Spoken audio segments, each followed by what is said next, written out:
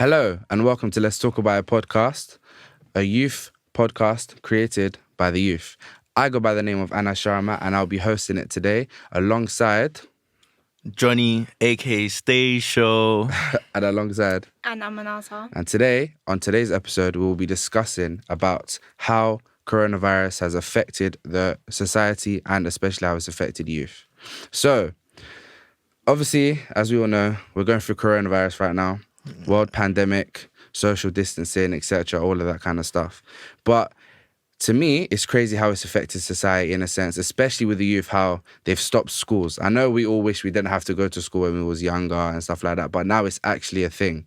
How do you lot feel about the government just stopping schools, no one's allowed to go in school and everything's homeschooled? What do you guys think about that? Oh, it's crazy. I think everyone just went into a frenzy, to be honest. Like with schools and whatnot. Obviously, the kids loved it because who wants to go to school? But I feel like they've just handled, the government just handled, they don't know what they're doing.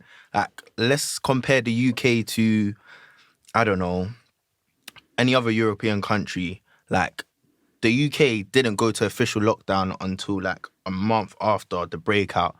That in itself is crazy because it could be spreading like wildfire. Do you get what I mean? So management-wise, I don't know. I'll give it like a 6. But in terms of individually, me, I remember I was just in bed. I wasn't doing much because I was in bed. Not much to do, just chilling. Because as humans, I like to interact. I hate being inside. So it was just different for me. What about you, Ams? I don't know, man. As a girl as well, how was it? Currently going into my second year of sixth form, it was really difficult because I have my exams starting next year. So being homeschooled with sometimes online lessons failing or disconnecting or teachers just using that as an excuse to not attend the lesson, I feel like I'm very behind and I'm very concerned how I'm going to perform in my upcoming exams, which has never been a case for me. I've always been on top of my work. And this is the first time I've ever felt anxious. And the anxiety it's provided me with hasn't been helpful, considering my exams are very near. And yeah, it's just been it's been a very unhelpful. That's what I can say. That's a very good point that you raise as well, because obviously everyone else going into their GCSE exams or doing their A-level exams, their final exams, they were all worried, what are we going to do?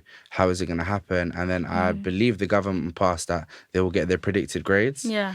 And then for some people, that's a good thing because some of their predicted grades were very good. But then some people, they kind of messed up the year before and their predicted grades were terrible. I know that if that was me, oh, bro, I would have had to retake the year. If I got my predicted grades, I'd be in Oxford. I'd be somewhere. No, I'm the complete opposite. Bro, I would have had to repeat a year if I got my predicted. I'll be real. No. But I think speaking on that, it's not always about the people who are, for example, in year 11 or in year 13, For example, you've got people in university who now imagine you have to wake up every morning, go to your lectures. And then even in university, it's hard enough because you have a little bit of contact time with your lecturer. And now you've got 0 to none contact time because you're just at home. And let's be real, guys, we're young. If I'm in my bed, I don't think I'm going to tune into a 2-hour lecture. I'm just keeping it honest. And I know you lot aren't going to do it as well. So it's just how it is. But education is important. And I do feel like they could have done something better, as in organising it a bit better, for example, instead of just cutting it completely and then giving everyone homeschool. No one's going to do any homeschool. There was no organisation. There was no organisation. It was frantic. I remember being in uni and they just closed down the uni. They didn't know what to do. I think this is the first time ever we've had such a pandemic. Yeah. Do you get what I mean? Yeah, on this scale, yeah. No one was prepared. So it was crazy, man. Toilet rolls getting sold out, just bare different stuff. It was nuts. So in terms of education, it's a key thing in it, but health and safety is first. So they tried. But even Boris didn't even look like he knew what he was saying up there.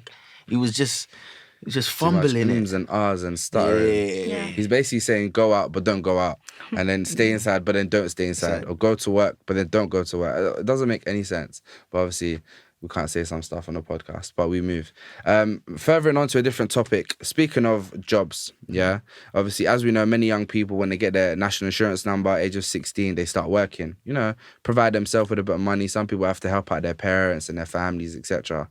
Now, how do you think lack of jobs, as in completely everything shut down, no one's working, some people have lost their jobs, some people have been put on furlough. If you don't know what furlough is, they pay you 80% of your salary just so you can have some money. But then again, even that's not sufficient for some people. Some people can barely survive on 100% of their salary. Do you get it? So how do you guys feel about the government just locking off jobs? That I didn't like that at all. That one, especially for people who, like, because obviously if you're working and you're on furlough, you're still getting something, but like it's not enough. Like as people, as adults, we all have responsibilities we want to do, and like we need money in order to do them. So being stuck indoors, not being able to work, like it has a big impact on our lives. So furlough, it was hard. Especially for people who aren't like in the criteria of like critical workers. So like all the entertainers, the people that like the podcasters, even some people on the podcast, like is really hard because now you're not getting no support whatsoever, and you're having to, you know, adapt to the times. Like it's crazy. Like it's crazy. Like the world, like I never even thought a world like that could exist, to be honest. So, yeah, like, a big up to everyone who did adapt to it, because I know it took long for me to adapt to it. Like, how did you adapt to it? I mean, I wasn't really affected by furlough or the 80% that the government was providing. However, I am aware about the current unemployment crisis that's going on, and a lot of people are suffering from not necessarily being able to get a job, or as you said, on 100% of their income are still struggling, because London is a very expensive place to live in. Very expensive. So imagine like being told some people didn't even apply or weren't applicable for the 80%. Some people didn't even get that. And especially people who had who were self-employed or had their own businesses. I can't imagine how they were doing. So yeah, I mean, it was very like, I don't think they were prepared enough. It was more of a panic strategy. They just came up with whatever they thought was helpful. And I feel like now they should be thinking about what to put in place for next time, a more manageable strategy, because I don't think that went well at all. Yeah, I agree with you on that point. I agree with both of you, actually. Yeah. Because the way it just happened out of nowhere, obviously, I believe exactly what you said, where they just had to find something that kind of made sense, but they didn't obviously know, because we've never been through a pandemic like this. Exactly what you said, Johnny. Like, this is the first time something so drastic and so big has happened. So to be fair, I don't think anyone knew how to cope with it, but the dealing of it could have been a lot better, 100%. But continuing this topic, Sainsbury's, Tesco's, Morrison's, all of these places stayed open, obviously, during these pandemics and stuff. And if you noticed, they were in need of stuff. Like all the job websites, for example, Indeed and all of those other ones there were just everything that you see. Tesco, Asda, Iceland, etc. Whether it's delivery drivers, shop floor people, tills, even the back of the warehouse and stuff like that. Now, I understand that obviously everyone's trying to get some stuff for this whole coronavirus, etc. But one thing I don't understand, and I'm going back to what you said, about the toilet roll. Like, if I was in a pandemic, the first thing I'm gonna buy is not toilet roll. What's the first thing that you would buy from a Tesco, Sainsbury's? Food, because you're not going to be leaving your house. Yeah. Necessities. 100%. But food didn't sell out. No. Like, let's be honest, there was still food there. Lots of, for example, frozen stuff went very quickly. Yeah. Very quickly. Obviously, you got your frozen fish fingers and your nuggets and stuff. That all went.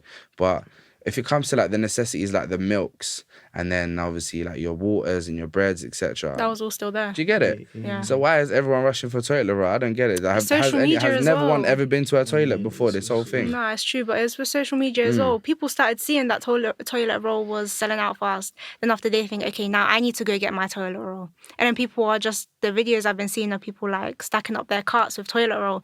I definitely think the media had a big part to play in how people reacted to the coronavirus. 100%. It's all effect of a monkey see monkey doing it. Like, oh, if I see my man getting toilet roll, oh, I might need it. Let me just go grab it. Like, I'm even trying to think, what did I have in my gaff? Like, I don't know. Food was tight, man. It was tight. It was a tight time for everyone, man. And whether you like or not, like, Corona was actually a tight time, and the like toilet roll, like it just goes to show humans in general how we move when we're in the unknown, like we just move frantic, like do you get what I'm saying? So like Corona, I think it was a curveball, like it was a learning curve as well, because like some people adapted it well. Some like apparently Wembley Stadium made like millions off having cover for their business. Do you get what I'm saying? So some people made a lot of money during Corona. Do you get what I'm saying? It was just what you had in place at the time. Do you get what I'm saying? So in terms of like food and water and whatnot, like it was just some Mazzoline, man. Terrible. Hand sanitizer was selling for like £20. £20, yeah. It was meant to be like young kids were 99p. shutting it in school. like everyone was trying to get it, man. It was a mad time, and I don't think that obviously we still haven't left its impacts, but right now obviously lockdowns have been loosened a bit more, so obviously we're slowly getting back into society. But that's going to lead on to my next point about a second wave. So many people have been many countries have been going through this second wave. Now, I keep getting asked the same question. Do I think a second wave is going to happen? I don't know. I'm not God. Do you get it? But at the end of the day, I need to hear what everyone thinks, because I'm still not sure whether there's going to be a second wave. Do you think there's going to be a second wave? I don't know, man. The way it's looking, because I heard there was an outbreak in Leicester, innit? So I think everyone's just on this whole live your life. Corona's come. You don't know when. Like a lot of people died, and RIP to everyone who lost someone during Corona. So, but like everyone's literally like counting their blessings, because Corona literally just hit, and no one was expecting it. So like this, if God forbid, but if a second wave does come, like I feel like a lot more people will be prepared for it. But we just gotta hope and pray that it's not. I'm trying to believe in my government, but oh boy, the way Boris is moving, I don't know if I can believe in it. So that if a second wave does come, they can ensure that like we're safe. Obviously, also big up to NHS. Do you get what I'm saying? Because they also had a big part to play in it as well. Do you get what I'm saying? So hopefully, we don't have to go through a second wave. But the way it's looking, it's a possibility. It is a big possibility. So, I don't know, man. Hopefully it's not in it, but... Yeah, hopefully not. What about you, Amanata? What do you think? I find it crazy how even before lockdown finished, people were gathering, like, 2 meter distance didn't exist to some people. Yeah. Some of the beaches, or not the beaches, the seasides we have in London, I'm seeing pictures of people literally skin to skin sitting on, and what, coronavirus is not spreading? No way. Yeah, second wave is definitely coming. We're going to go through a second lockdown. I'm just praying that the UK government has...